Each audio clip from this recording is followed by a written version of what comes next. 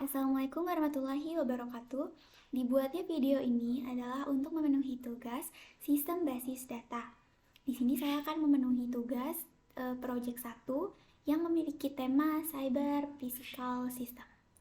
Mata kuliah ini diampu oleh Bapak Imam Asrowardi, Skom Mkom.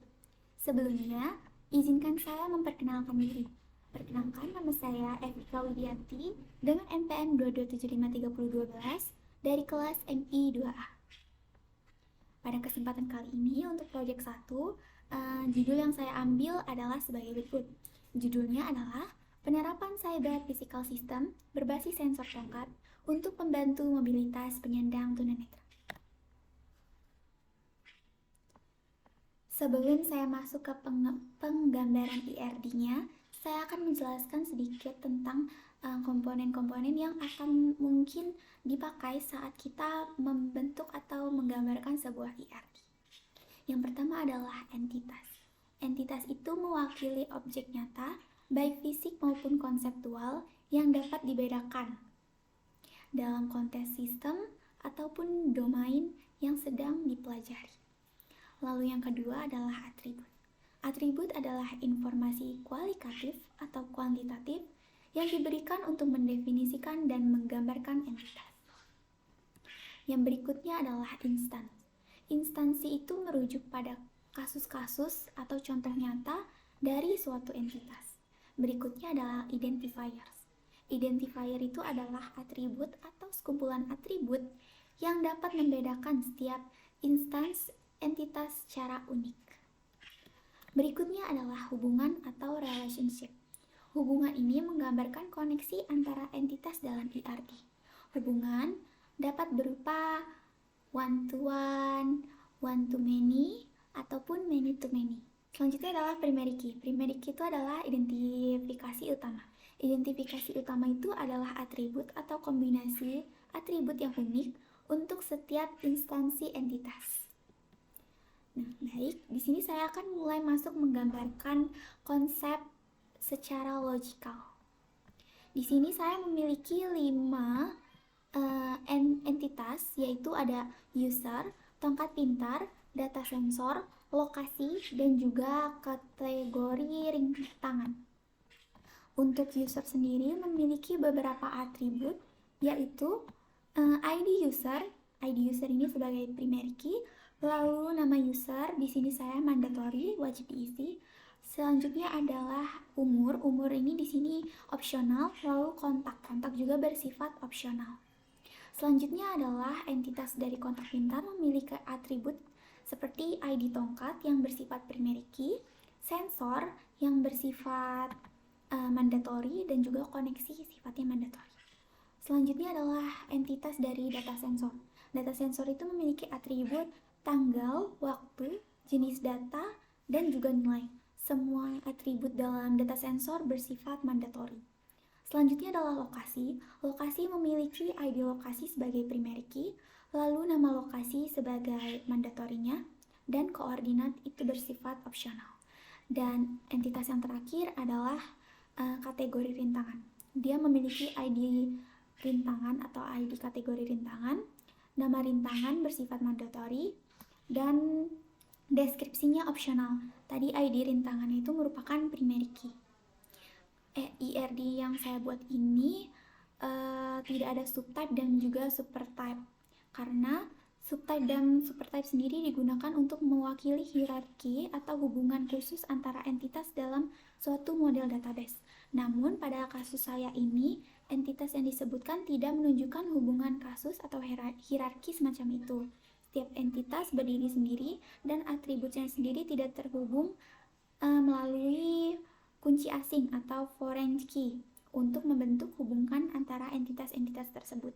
Jadi, saya tidak menggunakan subtype dan juga supertype.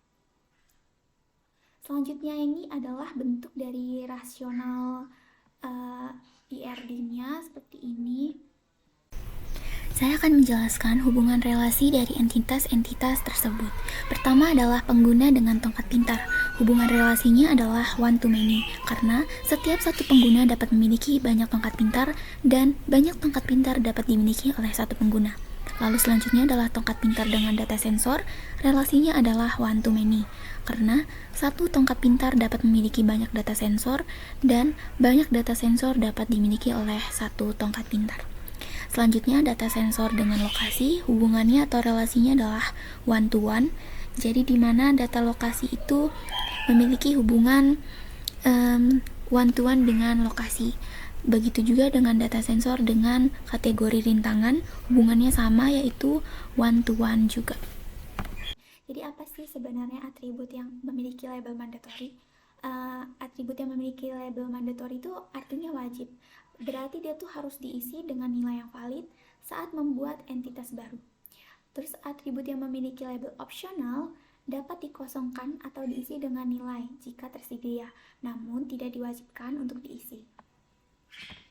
Dari desain yang sudah saya buat sebelumnya menggunakan IRD, saya langsung bisa membuatkan tabel dalam bentuk normalisasi pertama.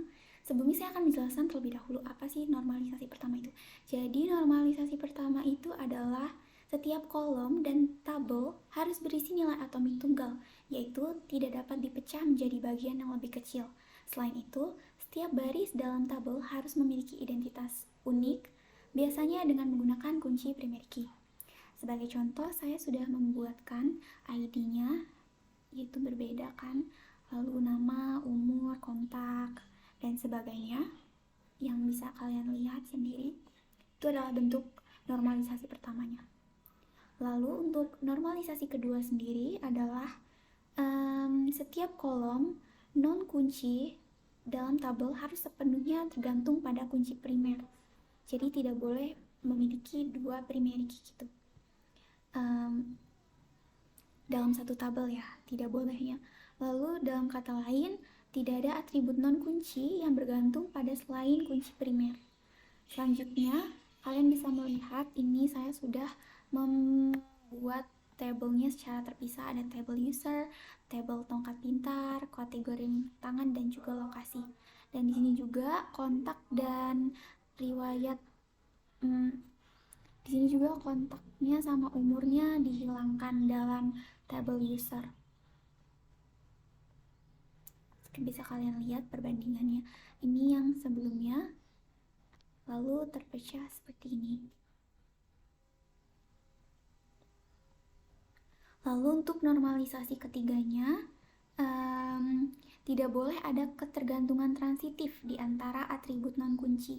Jadi, jika ada ketergantungan non-kunci A terhadap kunci primer B, dan ada ketergantungan non-kunci C terhadap A, maka ketergantungan C terhadap B harus dihindari.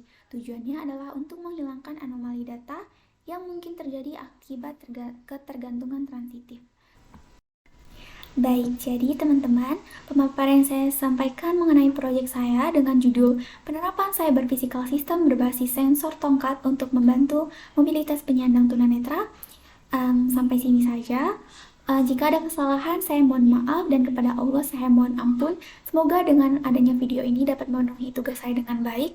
Saya akhiri, wabillahi taufiq wal hidayah. Wassalamualaikum warahmatullahi wabarakatuh.